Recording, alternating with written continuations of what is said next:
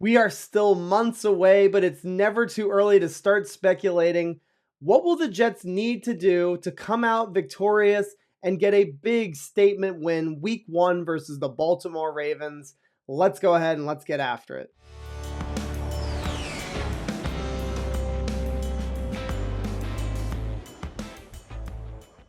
What's going on, Jets fans? My name is John, and welcome to Jets Today. Before I get into the video, if I could get you to please jet up that like button, and if you're new here and you enjoy the content, please consider subscribing to the channel. I do want to let you know I'm going to be live streaming this upcoming Sunday night. I'm going to be live streaming and taking your live call-ins to the show. The link for that stream will be in the description. There really is nothing like opening week in the NFL season. Every team, it doesn't matter if you were in the Super Bowl the year prior or if you were one of the worst teams the year prior, every fan base and every team believes that this is the year that they're going to get to the big show, or that they're just going to flip the script and start to win more football games than they did the year prior. So all of that newfound hope and optimism creates an environment that is just so awesome. And again, for fans, it's the best. You know, it almost feels like a playoff game in a certain way. And so for the New York Jets, going into 2022, they have a very tough schedule to start the season. In the first 9 weeks, we're playing a lot of really good teams. We're playing a lot of really good quarterbacks as well. And so the Jets are going to have to do all that they can to win some close games. And I do think that this game at home on 9/11 versus the Ravens is going to be a tough and close game. So what are the ways that the New York Jets are going to set themselves up to have a lot of success on that Sunday afternoon to get the win and to make a big time statement to the entire National Football League? When you're talking about this football game, I think it has to begin with the Baltimore Ravens and their rushing attack. And it is multi-layered. They have not just Lamar Jackson as a runner, they have some really good running backs. And in years past, they have always emphasized a strong running game. And J.K. Dobbins was a running back as a rookie in 2020. He nearly totaled 1,000 yards rushing and receiving, and also had a 6.7 yards per carry average, which is absolutely awesome. And so the Jets are going to have to come into this football game and focus very much on limiting the success that they have early on first and second downs. They cannot allow the Baltimore Ravens, especially in the first half of this football game, they cannot allow them to build a strong running game, because if they do, that is going to open up the floodgates, and then they'll get their play action game going. And Lamar Jackson throws a lot of balls down the field, and he loves to target Mark Andrews, the tight end. This is a tight end that had over 100 receptions and 1,300 yards in 2021. So he is a beast of a tight end and is going to be difficult to cover. So how did the Jets cover not only the running game, but also try to limit the passing game as well? To me, it begins with a couple of players, and the first one is Quinnen Williams. He has to have a really, really good football game, pushing the pocket back and collapsing it, making sure that Lamar Jackson feels his presence in his face. That's going to cause him to panic a little bit in the pocket. And if we're playing sound on the edge with Jermaine Johnson and Carl Lawson, we should be able to make a lot of plays in the backfield. And again, I think it's all predicated on that interior pass rush in this football game. In addition to the line play, I think you got to look for a guy like Jordan Whitehead, the safety that we picked up in free agency from the Tampa Bay Buccaneers. He has a lot of skill in playing quarterback spy and making sure that the quarterback does not rip off big, long runs. I'm not necessarily saying that you just put Jordan Whitehead on Lamar Jackson and forget about it. Certainly, you're going to have to scheme up some more in addition to that. But Jordan Whitehead is a great place to begin. He's a sound tackler, really, really good in pursuit.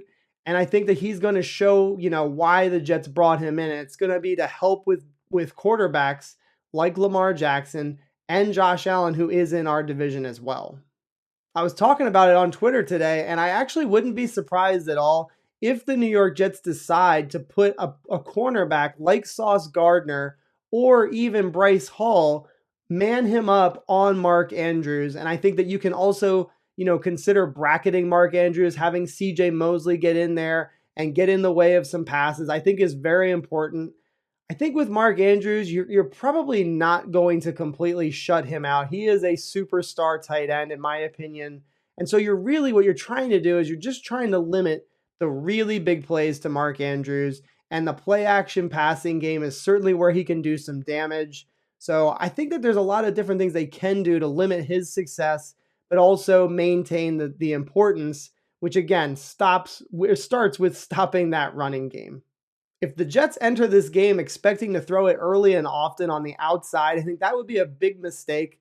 The cornerbacks for the Ravens are very strong in Marcus Peters and Marlon Humphrey.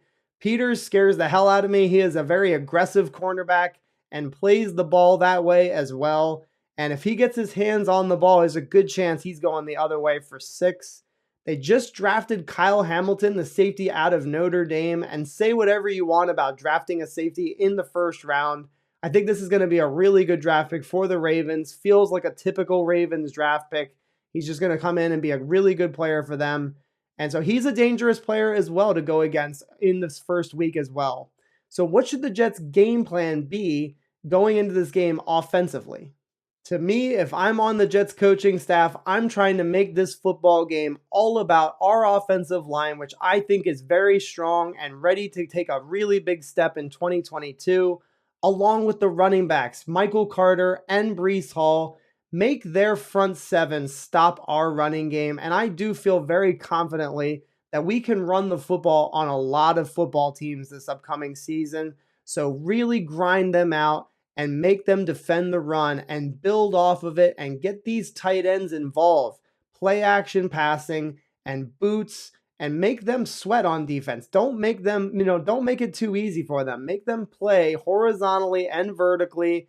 Take your shots when you can. If the running game is going, build off of it and make sure you take some shots down the football field. I think that's where you really can win this football game.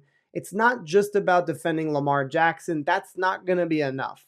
We're going to have to put some points on the board. And again, I think that it is all predicated on guys like Mekhi Becton and AVT, Laken Tomlinson doing some work in the running game and letting these running backs be the stars of the show week 1. And I also think it would be a mistake to not mention the coaching battle that's going to take place, on the sidelines before the game even begins and during the halftime. Robert Saleh is not a better coach than John Harbaugh today, but we need to see him start to take some steps and to show to us that he can make a game plan, before the game begins that is effective and then make some adjustments at halftime that leads us to a win. I think that's going to be one of the biggest things I look for is how does Robert Saleh stack against John Harbaugh? This is a Super Bowl winning head coach who has many, many years and many, many games under his belt.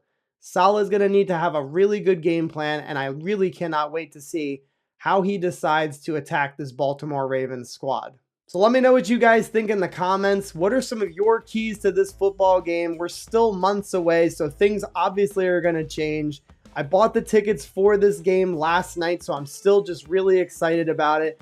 And I wanted to talk to you a little bit about the game. So let me know what you guys think in the comments. Thank you guys so much for watching.